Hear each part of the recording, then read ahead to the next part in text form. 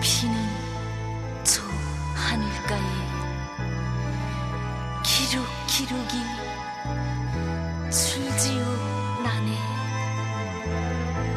서로 다정히 찾고 부르며 나의 마음도 싣고서 가네. 보고 싶은 고향에 가고 싶은 조국에 내 마음 기록이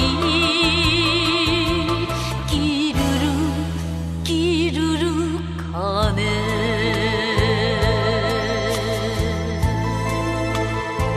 안녕하십니까. 알갈북의 유용호입니다.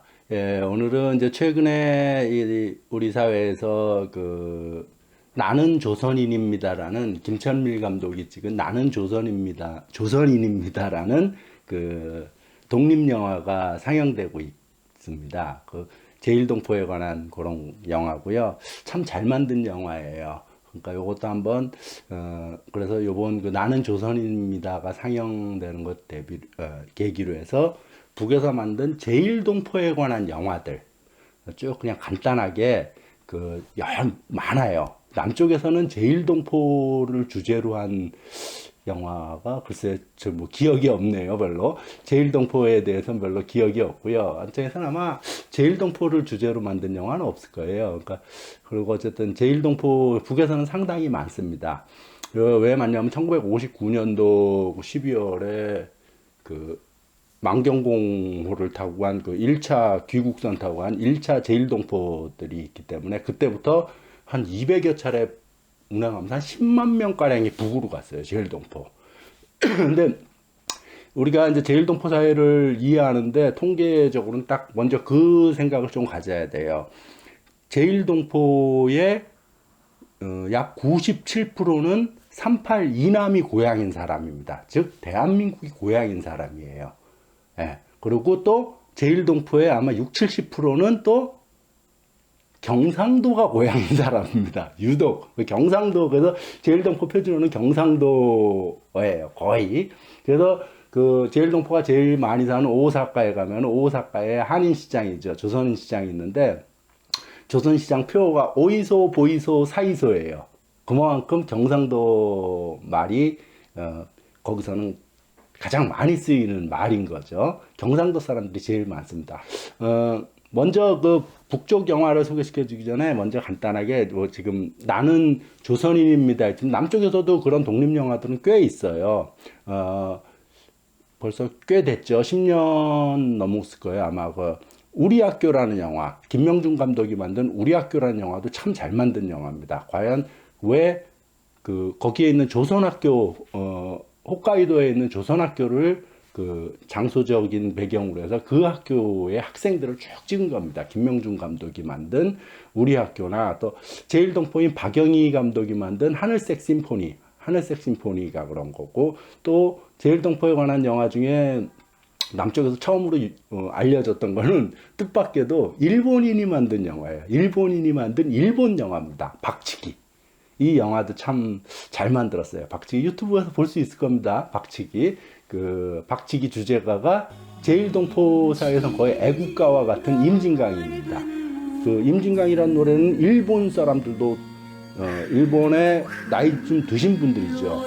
68년도 중심으로 해갖고 일본의 전공투가 한참 휘날릴 때 사회주의 영향을 받았을 때 임진강이라는 노래가 음반으로도 나왔다가 어쨌든 표기 문제 때문에 이게 조선민주주의인민공화국이라는 그 나라의 것이라는 것을 표기해야 된다, 북쪽에서.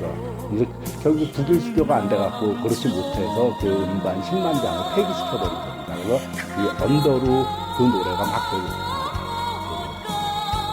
회자돼서 그 시대의 일본인들이 거의 다 이 노래를 알 정도예요. 물론 일본어도 부르죠. 인진가와 미즈키요 도도 나아가로 이런 식으로 해서 포크 크루세더즈라는 유명한 포크 그룹인 이 음반을 취입했을 정도로 어쨌든 이 박치기라는 영화도 참 좋습니다. 예, 다시 돌아와서 이제 북쪽에서 만든 그 제일동포 관련된 쭉 영화들을 간단하게 소개시켜 드려요. 전반적으로 해방되고 나서 귀국선 탈 때까지, 그러니까 귀국선 1959년도에 그 만경보험과 떠나지 않습니까? 그래갖고 귀국선 탈 때까지의 그 상황을 쭉 그린 영화는 그 제일동포 사회의 그 청년 의장이었던 초대 의장이었던 한덕수를 원형 인물로 한 겁니다. 물론 이거는 이 영화에 대해서는 조선영화 수출입사에서도 그런 식으로 표현을 해요. 이 영화를 소개하면서 실제한 역사적 사실에 기초하여 만들었다. 어쨌든 그 제일동포 사회가 그 딱 해방되고 나서 그 59년도까지의 상황을 딱 보면 알 겁니다. 예. 그거에 관해서는 가장 잘 만든 건데 한덕수를 원형으로 한 동해의 노래라는 게 그런 거고요. 한덕수가 2001년도에 사망했으니까 뭐 제일동포 사회의 거의 대부분을 이 사람이 의장을 했던 거죠. 예. 그런 거고요. 그리고 이제 한덕수가 지은 노래가 있습니다. 가사로 노래를 몰면 조국의 사랑은 따사로워라는 이게 제일동포 사회에서 무지 유명한 노래예요. 아까 임진강이라는 노래하고 그다음에 조국의 사랑은 따사로워라. 이 노래는 참 유명한 노래예요. 그러니까 그 교육 원조비 보내주면서 이 노래가 만들어진 겁니다. 전혜영이 부르는 건데 이게 1957년도에 만들어진 거죠. 근데 이 노래는 제일동포 사회에서 유명한 노래니까 꼭 한번 들어보시기 바라고요. 그다음에 간단하게 영화 많기 때문에 소개만 시켜드릴게요. 그 살아있는 영혼들이라는 그 영화는 2000년도에 만들어진 건데 딱 해방되자마자 그 이제 조선 사람들을 일본에서 보내면서 고향으로 보내면서 실제로는 그 배를 폭파시켜서 죽여버렸지 않습니까? 우키시마 마루호 사건 이건 뭐 다 아는 얘기예요. 우키시마 마루호 사건을 영화로 만든 겁니다. 어떻게 일본 놈들이 조선인들을 고향으로 보내겠다 해놓고 그 배를 바다에서 폭파시켰다, 수장시켜버린 사건. 이거에 대해서는 왜 남쪽에서도 다 아는데 이거에서는 크게 일본하고 문제 삼지 않는 게 참 너무 안타까워요. 어쨌든 그 살아있는 영혼들이라는 영화가 우키시마 마루오 사건을 영화로 담은 겁니다. 그 다음에 또 최근이죠. 그러니까 아까 말씀드렸지 않습니까? 그 59년 12월 14일이 그 귀국선 첫 번째가 제일동포가 북에 원산항에 도착한 날이라고요. 그렇기 때문에 그날을 기념으로 하기 때문에 12월 14일, 12월 때 되면 대부분 그 일본인 관련 영화를 TV에서 상영을 합니다. 그래서 요번 12월에도 어떤 영화를 그 방송으로 송출했냐면 사랑의 대지라는 영화를 TV로 조선중앙텔레비전을 통해서 전 인민들이 볼 수 있도록 방영을 했습니다. 이 사랑의 대지라는 영화는 참 어떻게 보면 우리 사회에서는 도저히 성립할 수 없는 있을 수 없는 사건들 저게 사실일까 싶을 생각이 들 정도로 영화는 너무 이 헌신적이고 이런 겁니다. 그 제일동포 그 일본인들한테 맞아갖고 어릴 때부터 그 다리를 못 쓰는 그 어린 그 여자를 그 치료해주는 그 과정이 나와요. 아주 너무 참 눈물겹죠. 근데 저게 가능할까 싶을 정도예요. 어떻게 보면은. 근데 여기서 나오는 그 치료해주는 그 이제 여주인공이죠. 주인공은 자기 역시도 뭐 제일동포는 아니지만 전쟁고아로 큰 거예요. 전쟁고아였지만은 나라에서 이렇게 자기를 키워줬다. 그 자기도 은덕에 대해 보답해야 된다 하면서 그 제일동포가 걷게 할 수 있게 하는 그 과정을 영화로 담은 겁니다. 어쨌든 사랑의 대지를 요번 12월에 북쪽에서 방영을 했고요.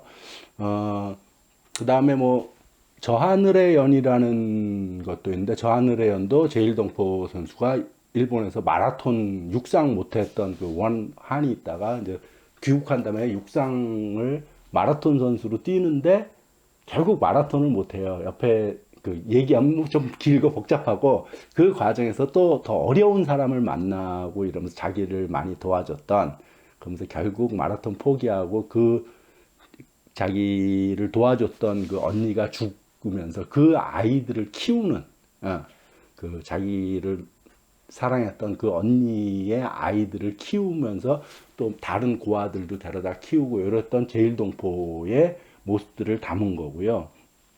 뭐 그 밖에도 뭐 그 육부작 영화로는 민족과 운명의 귀한 일본 여성편이 있어요. 이거는 주제가 그러니까 제일동포가 조선 사람만 온 게 아니에요. 거기서 결혼해갖고 일본인 부인이든 남편이든 같이 온 사람도 있어요. 근데 대부분 뭐 부인이겠죠. 근데 어쨌든 그 남편 따라 그 북으로 온 일본인들이 거기서 어떻게 살고 있는지라는 뭐 하나의 사례든 뭐 이렇게 뽑아서 영화로 만든 건데 귀화한 일본 여성편으로 있는데 요거는 이제 육부작인데 요건 유튜브에서 찾기 쉽지 않은 것 같더라고요. 없는 것 같더라고요.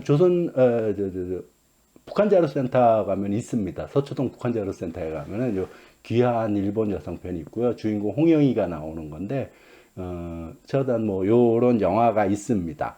그 다음에 철산봉의 아들이라는 영화도 요거는 이제 노령영웅이 된 그 영웅이 된 제일동포를 그린 영화고요. 예, 그렇습니다.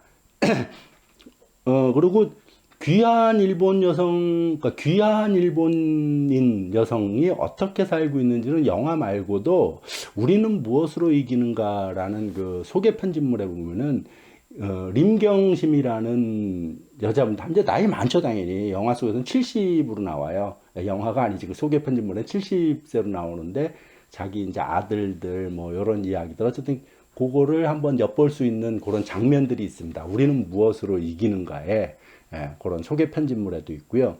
요런 거 외에 또 이제 많이 있는 것이 뭐냐면은, 봄날의 눈석이라는 게, 봄날의 눈석이 은비녀, 요런 것들은 그 총연하고 같이 영화를 만든 거예요. 그래서 약간 더 신경 쓰고 만든 거겠죠.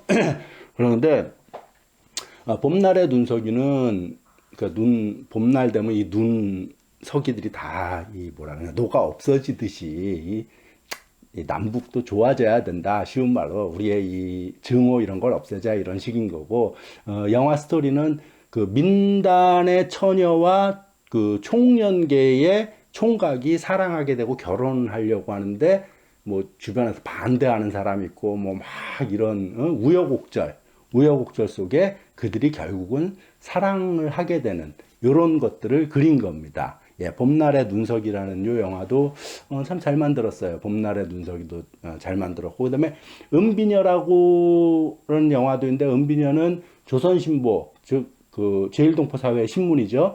조선신보 한 분국장 그 한 지역에서 그 배달하는 거죠. 뭐 분국장이라고 하자고 책임지고 그 분국장의 삶을 원형으로 해서 만든 영화입니다.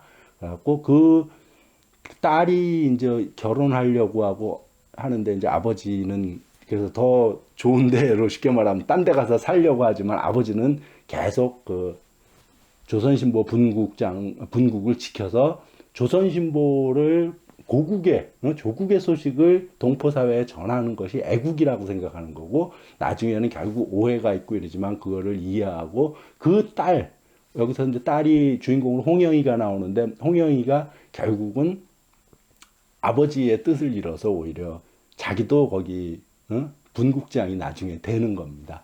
그런 거로 이 영화로서는 이것도 참 잘 만들었어요. 그래서 봄날의 눈석이 은비녀, 그 다음에 또 하나는 이제 어머니의 소원이라는 제일동포 간첩 여기 남쪽에 왔는데 간첩으로 몰려갖고 구속되고 뭐 이런 사건을 다룬 제일동포 간첩단 사건을 다룬 그 우리 어머니 소원이라는 이런 영화도 있고 있습니다. 쭉 제가 지금까지 쭉 말씀드린 꽤 많죠. 많은 이 영화들이 그 제일동포 사회를 이해하는데 북에서 이해하는데 큰 도움이 되는 거의 뭐 이게 거의 다일 거예요. 북쪽에서 만든 영화 중에서 제일동포에 관련된 영화들은 그래서 혹시 제일동포 관련돼서 관심 있는 분들은 북쪽 영화를 통해서 제일동포를 좀 보시려면은 한번 이런 거 보시면 좋겠다라는 생각이 들고요.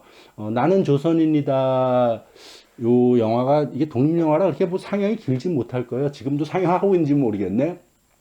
그런 거며 쉽게 이건 다 남쪽에서 만든 것들입니다. 아까 말씀드린 나는 조선인이다. 민족 학교에 가다. 요건 유튜브예요. 유튜브인데 요거 역시 나는 조선인입니다라는 거는 영화로 만든 거고 민족학교에 가다는 유튜브 영상에 그러니까 요것도 한 20분쯤 될 거예요. 근데 똑같은 김철민 감독이 다 만든 겁니다. 다 잘 만들었어요. 그다음에 김명중 감독이 만든 우리 학교. 우리 학교 하늘색 심포니. 제일동포가 만든 하늘색 심포니. 아예 일본인이 만든 박치기 영화들. 요건 극영화죠. 박치기는 참 잘 만들었어요. 이런 것들 한번 좀 유튜브에서 쉽게 검색하면 되니까 한번 좀 보시면서 제일동포 사회에 대해서 좀 이해를 하는 것이 참 모르겠어요. 저는 개인적으로 제일동포 분들이 너무 안타깝고 좀 더 저 사람들이 좀 좋은 세상에 살았으면 좋겠는데 그 일본이라는 엄혹한 이 환경 속에 사는 것이 좀 안타까워서 개인적으로 좀 관심이 많습니다. 예. 그렇게 쭉 이 정도로 제일동포에 관한 영상들을 쭉 소개하는 걸로 오늘 방송은 마치겠습니다. 예, 감사합니다.